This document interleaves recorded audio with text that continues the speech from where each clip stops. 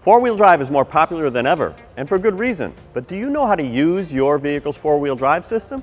If you don't, you could damage it to the tune of hundreds of dollars in repairs, or even put your safety at risk.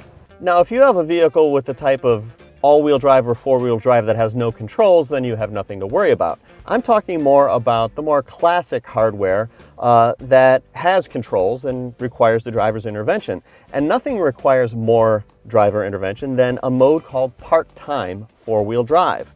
It is much more common in off-road vehicles like this Jeep Wrangler and in most pickup trucks.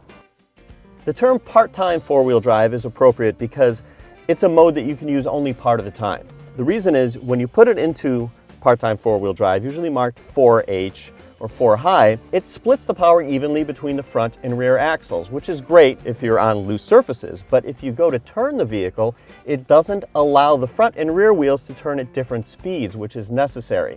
Now, if you're on snow or ice or dirt or sand, that's fine because there's a lot of slippage. But if you take the vehicle onto pavement or hard-packed dirt, something different happens. When the vehicle is in PartTime four-wheel drive, I can go straight without a problem because the wheels are all turning at the same speed and even make a kind of a gentle turn.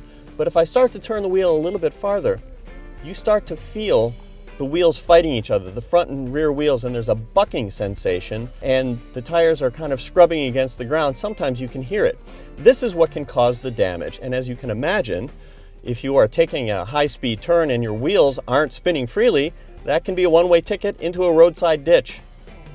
Now understand that there are a lot of four-wheel drive systems out there and many of them have provisions so you can leave them in four-wheel drive all the time. They actually are more common than the part-time only systems.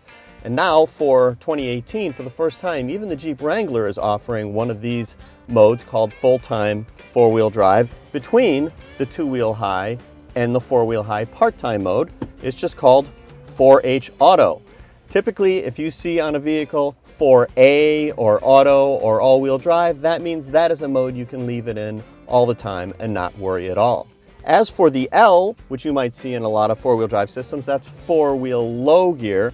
That is not for snow or rain. It's typically for climbing over obstacles or maybe pulling a boat up a boat launch on a trailer.